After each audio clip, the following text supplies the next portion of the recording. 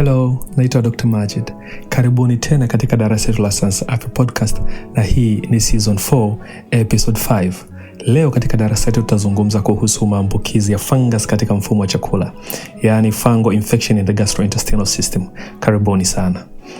Maambukizi ya fungus katika mfumo wa chakula kwa mtu ambaye ana afya iliyotengamaa hutokea kwa nadra sana. Lakini yanakotokea kwa wingi ni pale ambapo kinga ya mwili inakuwa imeshuka au imetetereka, na hutokea hivyo kwa sababu fungus kwa kawaida husababisha magonjwa nyemelezi kwa mtu ambaye kinga yake ya mwili imeshuka na si vinginevyo. Sasa fungus hupatikana katika mazingira ya kawaida yanayotuzunguka, hupatikana katika mazingira yenye uchafu, hupatikana katika sehemu mbalimbali za mwili kama normal commensals, kama viumbe ambavyo vipo na visababishi madhara yoyote. Lakini endapo vikaingia ndani ya mwili na kinga ya mwili ikawa imeshuka, basi husababisha magonjwa ya fungus. Na hapa tunataka kuzungumzia magonjwa ya fungus katika mfumo wa chakula. Sasa kabla hatujazungumza moja kwa moja magonjwa ya fungus katika mfumo wa chakula, ningependa tujikumbushe kidogo kuhusu hawa fungus ambao wanasababisha magonjwa katika mwili wa binadamu, hasa katika mfumo wa chakula. Wamegawanyika namna gani? Katika makundi yao wamegawanyika namna gani? Sasa fungus wamegawanyika katika makundi matatu. Tuna kundi la yeast, tuna kundi la molds na tuna kundi la dimorphic. Tukianza na kundi la yeast, ambao hawa wanakuwa ni single cellular, ni cell moja, yani fungus anakuwa ni kiumbe ambacho ni cell moja. Tuna mifano kama Cryptococcus, lakini pia tuna mifano kama Candida albicans. Hawa wanakuwa ni cell moja. Tukija kwenye fungus ambao wanakuwa ni molds, hawa wanakuwa ni cell zaidi ya moja, ni kiumbe ambacho kinatengenezwa na cell zaidi ya moja. Hapa tuna fungus kama Aspergillus pamoja na Mucorales. Kwa hiyo hawa wanakuwa ni fungus ambao wanakuwa ni cell zaidi ya moja, au kiumbe kimetengenezwa na cell zaidi ya moja, tofauti na ambavyo wanakuwa yeast. Na kundi la tatu ambao hawa tunawaita pleomorphic, wanakuwa na uwezo wa kubadilika kati ya yeast na mold. Yaani wanaweza akawa kiumbe ambacho ni cell moja au kiumbe ambacho ni cell zaidi ya moja, kutokana na mabadiliko ya hali ya hewa na hali joto katika mazingira ambayo wanaishi. Sasa hii inakuwa ni hatari sana, kwa sababu wanaweza akawa na adaptation ya kuishi kokote. Joto likishuka wanabadilika kuwa mfumo fulani, joto likipanda wanabadilika kuwa mfumo fulani. Na mfano wa pleomorphic fungus wanaweza kusababisha matatizo katika mfumo wa chakula ni kama Histoplasma capsulatum, Blastomyces, Coccidioides na Paracoccidioides brasiliensis. Hiyo ni mifano ya fungus ambao wanaweza wakabadilika kutoka yeast kwenda mold au kutoka mold kwenda yeast, na tunawaita pleomorphic. Na kama tuliposema hapo mwanzo kwamba magonjwa haya ya fungus katika mfumo wa chakula na mifumo mingine ni magonjwa nyemelezi ambayo mara nyingi hutokea kwa watu ambao kinga ya mwili inakuwa imeshuka. Sasa watu ambao kinga ya mwili inakuwa imeshuka, au kinga ya mwili inaweza ikashuka kutokana na vyanzo mbalimbali, lakini wengi wa watu ambao kinga ya mwili inakuwa imeshuka wanakuwa na magonjwa yafuatayo. Kwanza, kwa watoto kuna watu wanakuwa na magonjwa kama utapiamlo, malnutrition, severe malnutrition, inaweza sababisha kinga ya mwili ikashuka. Lakini pia wanaweza kuzaliwa na magonjwa ambayo yanasababisha kinga ya mwili kushuka, hasa magonjwa yanayoleta changamoto katika mfumo wa kutengeneza kinga ya mwili na mifumo ya damu.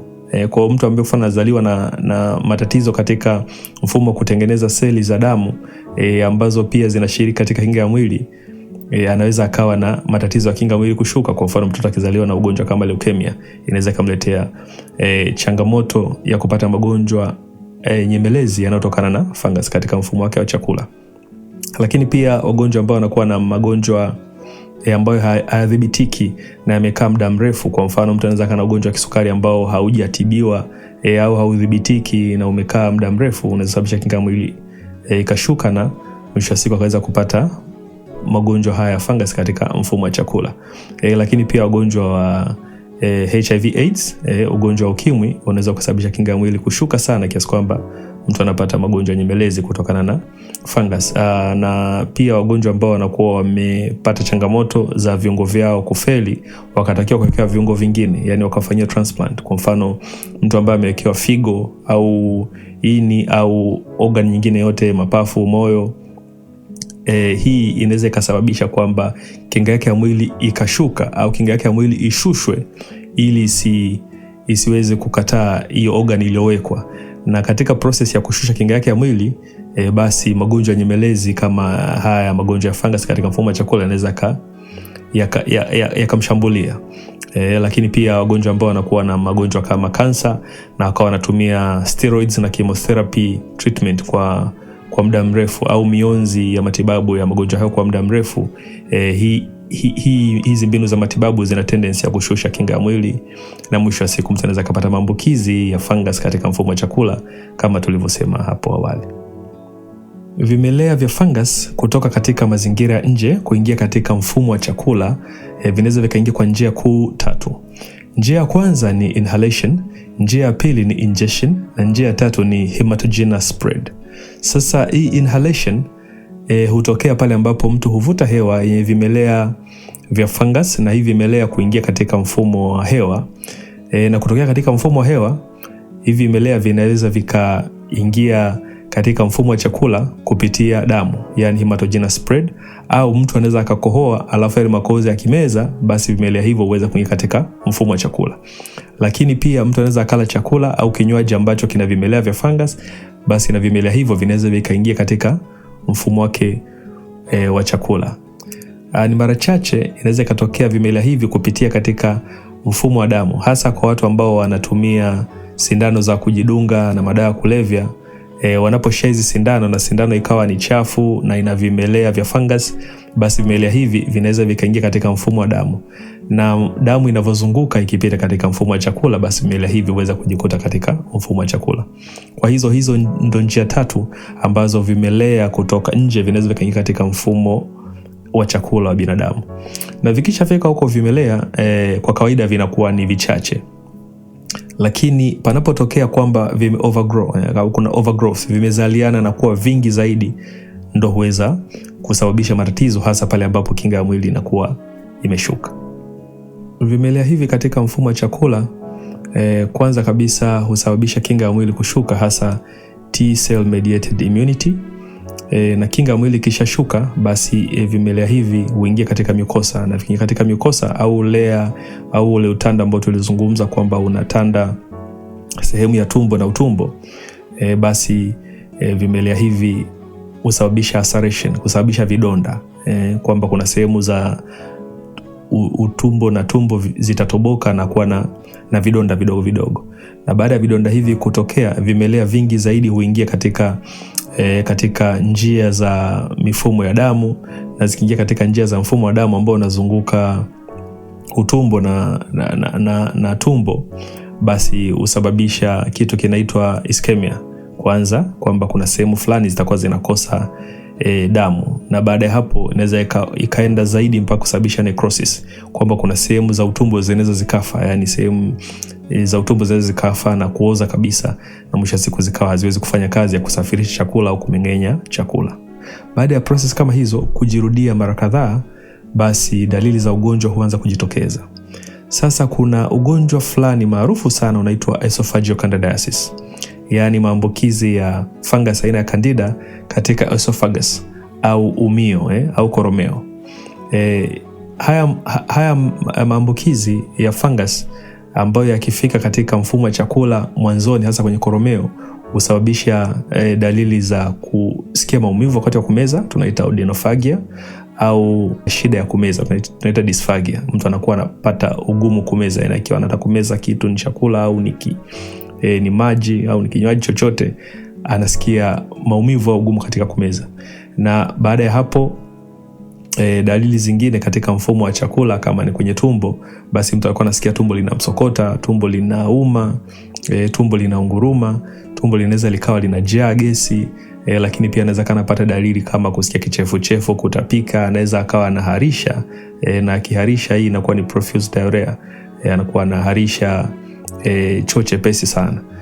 Lakini pia choo hiki kinaweza kinachanganyikana na damu, kwa sababu tushasema tayari kwamba kati ya matatizo ambayo yanasababisha fungus katika mfumo wa chakula ni ulceration, kusababisha vidonda, lakini pia ischemia na necrosis, wanasababisha kabisa utumbo unakufa au unaoza. Na haya yanapotokea, fungus wanatoa sehemu fulani na kujikusanya, hasa molds, na anaweza kutengeneza fungal ball. Sasa hiki wanachokitengeneza kinasababisha utumbo unaziba, na kama utumbo unaziba, basi yanatokea matatizo mengine zaidi au complications zingine zaidi kama peritonitis. Sasa mambo yakifiki hapo, inakuwa sio tu infection, inakuwa tatizo ambalo haliwezi kutibiwa kwa madawa kawaida. Ni lazima pafanyike upasuaji kutoa either hiyo ni fungal ball au kuresect, kukata sehemu ya utumbo ambao umeoza au umeharibika kabisa, au kutibu vile vidonda ambavyo vinakuwa vimesababishwa na maambukizi ya fungus. Kwa hivyo inategemeana na hali ya mgonjwa na maambukizi haya yamemshambulia namna gani,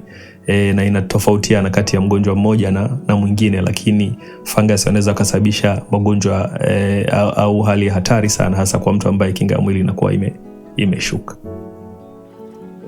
Changamoto kama hizo zikishajitokeza au ndo zinaweza kujitokeza, ni vyema kufanya utaratibu wa haraka kumwaisha mgonjwa hospitali. Na kishafika hospitali, pamoja na kuchukua taarifa zake za ameanza kuumwa lini na anaumwa namna gani, au amekuwa na mgonjwa ya kudumu muda mrefu na matibabu yake yamekuwa yakifanyika namna gani, kuna vipimo vinaweza vikafanyika. Vipimo vya awali kabisa pale ambapo mtu anakuwa na magonjwa ya fungus, hasa katika mfumo wa chakula, ni vipimo vya kuangalia je, anaweza kaa na ugonjwa ambao unasababisha kinga ya mwili kushuka. Kwa hiyo kati ya vipimo vitafanyika, inaweza kufanyika vipimo vya HIV/AIDS, ugonjwa wa ukimwi, ili kuangalia kama ana maambukizi mapya ambayo alikuwa hayatambui. Lakini pia vipimo vya magonjwa kama sukari, ugonjwa wa sukari wa kisukari sugu, unaweza ukawa umesababisha kinga ya mwili kushuka. Lakini pia vipimo vya damu, hasa picha ya damu, kuangalia seli za damu zimekaa namna gani, na namna ambavyo seli hizi zinakuwa zimepanda au zimeshuka inaweza ikatoa taarifa ya kwamba yawezekana seli hizi zinaharibika kwa kasi sana, au utengenezaji wa seli hizi ni hafifu, jambo ambalo linaweza likazungumza kitu kuhusu mfumo wa kutengeneza seli za damu na mfumo wa kinga. Ukiachana na hivyo, zipo antigen test, zipo rapid antigen test kwa ajili ya histoplasma, candida na fungus wengine ambao kuna vipimo vyake maalum ambavyo ukifanya unaweza ukatambua kwamba huyu mtu ana ugonjwa fulani. Lakini pia inawezekana vikafanyika vipimo ambavyo ni maalum kwa ajili ya sehemu fulani ya mfumo wa chakula ambao umepata tatizo. Kwa mfano, mtu mwenye shida ya kumeza, koo linauma kati ya meza, anaweza akatakiwa kufanyika kipimo kinaitwa endoscopy kwa ajili ya kutizama ni sehemu gani pana tatizo katika koo lake. Lakini pia kipimo hicho kikaambatana na kipimo kingine kinaitwa biopsy kwa ajili ya kuchukua sehemu fulani ya nyama kwenye koo kidogo kwa ajili ya kwenda kufanya histopathology analysis na kuangalia seli za sehemu hiyo zimebadilika namna gani kutokana na shida ambayo ameipata au kuna maambukizi gani. Lakini pia sample hiyo ikishachukuliwa, au sample kutoka katika choo au sample kutoka katika tumbo na utumbo, basi sample hii inaweza ikafanywa fungal culture kwa ajili ya kukuza wale fungus ambao wanakuepo na kuweza kupima vipimo vingine ambavyo vinaweza vikahitajika kufanyika zaidi ya hapo.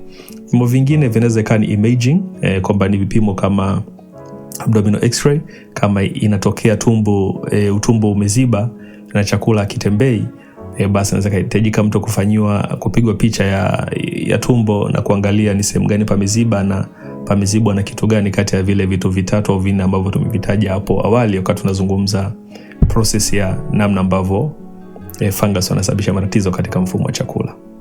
Baada ya vipimo, wataalamu wa afya watapanga utaratibu sahihi kwa ajili ya matibabu ya mgonjwa ambaye ana maambukizi ya fungus katika mfumo wa chakula, ikiwa ni pamoja na kutibu ile tatizo ambalo limesababisha kinga yake ya mwili kushuka. Pamoja na hayo, ningependa tuzungumze zaidi kuhusu kinga. Kama tunavyoona, maambukizi ya fungus katika mfumo wa chakula yanawapata zaidi watu ambao kinga yao mwili inakuwa imeshuka kuliko watu wale ambao kinga ya mwili inakuwa imetengamaa.